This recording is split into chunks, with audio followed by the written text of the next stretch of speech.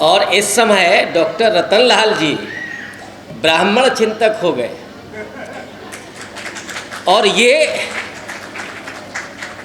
बड़ी अच्छी बात है कि वो जितनी चिंता इस देश के बहुजनों की कर रहे हैं, उतनी ही चिंता उस पूरे हिंदू राष्ट्र के फिनोमिना में फंसे हुए उन ब्राह्मणों की कर रहे हैं कि जो कलम छोड़ करके फरसा हाथ में लेकर के घूम रहे हैं। हम लोग तो विश्वविद्यालय से जुड़े हुए हैं। एक दौर था, और ज़्यादा दूर नहीं, मुश्किल से अब 1 दशक पहले, जब ब्राह्मण बच्चे आगे की कुर्सियों पर बैठते थे पढ़ने के लिए, आगे बेंचों पर बैठते थे। अब वो कहाँ होते हैं ये हम लोग जानते हैं, डॉक्टर सूरज मंडल जी जानते हैं। अभी मोदी जी का जो हृदय परिवर्तन हुआ है, अचानक उन्होंने कह दिया कि हम साहब जाति जनगणना करवाएंगे। तो आपको क्या लग रहा है कि ऐसे ही उन्होंने अचानक एक दिन सपना आया कि अब हमें सुध ले लेनी चाहिए? भाई कुर्मी समाज कह रहा है, कुशवाहा समाज कह रहा है, राजभर समाज कह रहा है, नहीं इसका सुध ले लेनी चाहिए, और हम भी तो ओबीसी हैं। ये अचानक याद आ गया क्या, या असल में ये आपकी ताकत और आपकी आवाज़ का नतीजा था? इस देश के पूरे अवाम के भीतर, समाज के भीतर इस बात की लगातार जागरूकता हो रही है कि अब समय आ गया है कि जब ओबीसी की भी जाति जनगणना हो। और ओबीसी की ही क्यों हो, जो सवर्ण जातियां हैं उनकी भी गणना हो। और ये सब आप जानते ही होंगे कि एससी एसटी की जनगणना होती है, लगातार होती है। तो उनकी तो आबादी मालूम है कि कितनी है, लेकिन एक बेईमानी ये भी हो रही है कि आबादी के अनुपात में जो रिजर्वेशन बढ़ना चाहिए उस पर चुप्पी है। एससी एसटी का वो भी नहीं हो रहा अभी। लेकिन असली मसला तो ओबीसी समाज का और अगड़ी जातियों का, क्योंकि एक बिंदु जो आपने लिखा है कि बड़ी खामोशी के साथ जो 10% ईडब्ल्यूएस आरक्षण दिया गया, ये एक तो संवैधानिक रूप से ही गलत था। आर्थिक आधार पर आरक्षण का कोई प्रावधान है ही नहीं, लेकिन वो कर दिया गया। अब इस समय जो हालात हैं कि लोग बेरोजगारी से, महंगाई से, और इस समय तो जो लोग सोशल मीडिया देख रहे होंगे सिलेंडर से बहुत परेशान हैं, और ढूंढ रहे लोग वो सिलेंडर वाली स्मृति ईरानी कहाँ है, वो जरा दिख जाए, वो कहें कि इतना दाम बढ़ गया है और खोपड़ी पर रख कर के आए, लेकिन अभी कोई नहीं दिख रहा। एक महिला बेहोश हो गई, एक नहीं कितनी हुई होंगी जो लाइन में लगे हुए लोग। दूसरा, महंगाई जिस तेजी से बढ़ रही है और सामान्य चीज़ों की, उससे लोग परेशान हैं। लेकिन कहा यह जा रहा है कि साहब दुनिया की सबसे बड़ी सरकारी योजना मोदी जी चला रहे हैं, और वो क्या है कि अब 82 करोड़ लोगों को 5 किलो राशन दे रहे हैं। और अभी जिस हिंदू राष्ट्र की बात डॉक्टर रतनलाल जी कर रहे थे, वो असल में यही है कि आपको, माने जो एससी एसटी ओबीसी माइनॉरिटी है, उसको 5 किलो राशन पर केवल ला करके खड़ा कर दिया जाए, आप खाएं और उनकी आज्ञा का पालन करें। एक आज्ञा पालक समाज बनाना है, क्योंकि संविधान में तो आपके राइट्स हैं, आपके अधिकार हैं। लेकिन जब आप अपने अधिकार की बात करते हैं तो वो पुलिस को लगा करके लाठियां भांजते हैं, और आपके हाथों में पकड़ा दिया जाता है, आपके बच्चों के हाथों में, कि अभी कोई त्यौहार आए तो सेलिब्रेशन के लिए कितना पैसा। और अगर आप कांवड़ लेकर के जा रहे हैं तब तो फिर आईजी डीआईजी वो फूल बरसा रहे।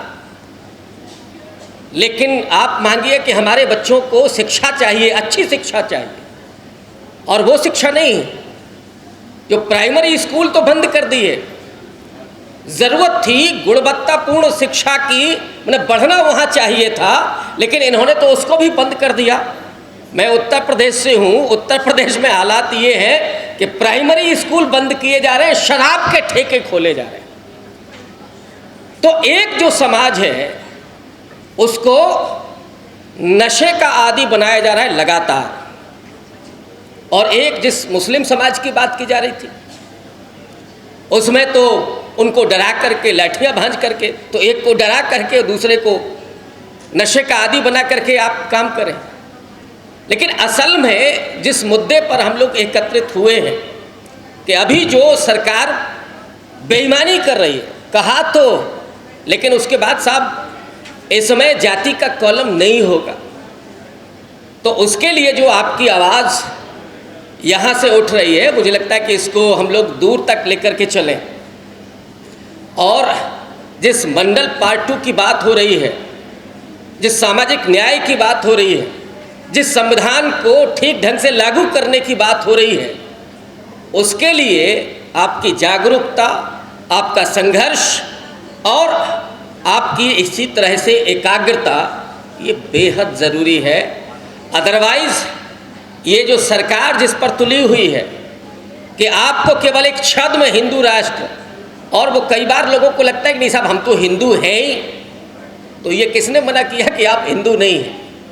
लेकिन हिंदू आप केवल 2 समय होते हैं, जब आपको वोट डालना हो तो आप हिंदू हो जाते हैं, या जब दंगे हों उस समय आपको हिंदू बना दिया जाता है। लेकिन जब शिक्षा की बात हो, जब रोजगार की बात हो, तब फिर आप हिंदू नहीं होते, तब फिर आपको जातियों से संबोधित किया जाता है। और इतना ही नहीं, आरक्षण का जो प्रावधान था, एक दौर था दलितों को सबसे पहले मिला, SC ST को, तो समाज में चलता था कि साहब ये तो सरकारी दामाद हैं। क्यों? क्योंकि उनको शिक्षा में और नौकरियों में आरक्षण मिला हुआ है। उसके खिलाफ भी पूरा नैरेटिव उस समय, पूरा माहौल तैयार किया गया, और वो किसके मन में किया गया?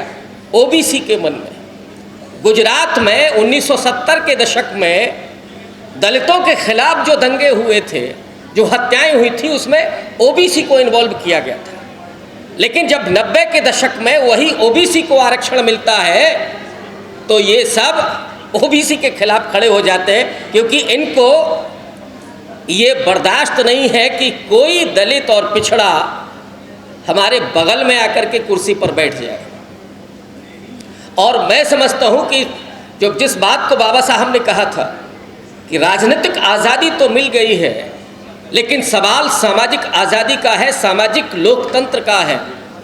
और ये काम आज़ादी के आंदोलन से और उसके बाद तक गांधी और अंबेडकर दोनों लोग जो कर रहे थे, अभी डॉक्टर रतनलाल जी ने नेहरू जी को भी कोट किया, तो ये जो दोनों लोगों का संघर्ष था और दोनों लोगों की जो समन्वित कोशिश थी, वो कोशिश लंबे समय तक तो चल रही थी, लेकिन जैसे ही ये लोग सत्ता में आते हैं, उन्होंने ये चक्र उल्टा घुमा दिया है और संविधान से वो अब मनुस्मृति की बात कर रहे हैं।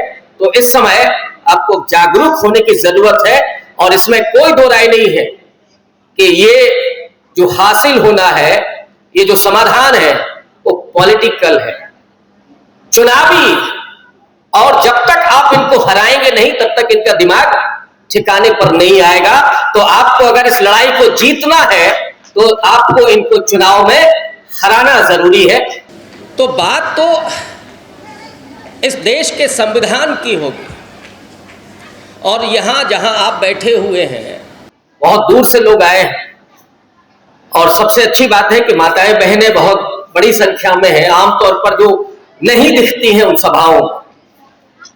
और जब मैं उनको देख रहा था तो मैं महसूस कर रहा था बाबा साहब अंबेडकर के अपने जीवन को, उनकी पत्नी माता रमाबाई अंबेडकर को, कि उन दोनों लोगों ने उस समय इस देश के 8 करोड़ दलितों की सुरक्षा के लिए अपने 3 बच्चों की जिंदगी कुर्बान कर दी। और माताबाई रमा अंबेडकर ने बाबा साहब के कंधों पर यह जिम्मेदारी डाल दी कि आप पढ़िए और आप देश में आकर के दलितों के उत्थान के लिए काम कीजिए। और वो जो करती थी, जब बाबा साहब पढ़ाई कर रहे थे तो वो उपले पाथ करके, कंडे पाथ करके, उनको बेच करके पैसा भेज रही थी बाबा साहब को पढ़ाई के लिए। और वो रिप्रेजेंटेशन, उन महिलाओं की भूमिका, और यही वजह है कि बाबा साहब ने महिलाओं के अधिकार पर बहुत ज़्यादा जोर दिया और रिज़ाइन भी इसी मुद्दे पर किया था। और आज अगर यहाँ माताएं बहनें इस संख्या में हैं तो मुझे लगता है कि ये बाबा साहब के उन संघर्षों की बहुत बड़ी जीत है। दलितों के भीतर तो जो उत्थान हुआ वो तो है ही। और अब मैं आता हूँ आज के इस मुद्दे पर।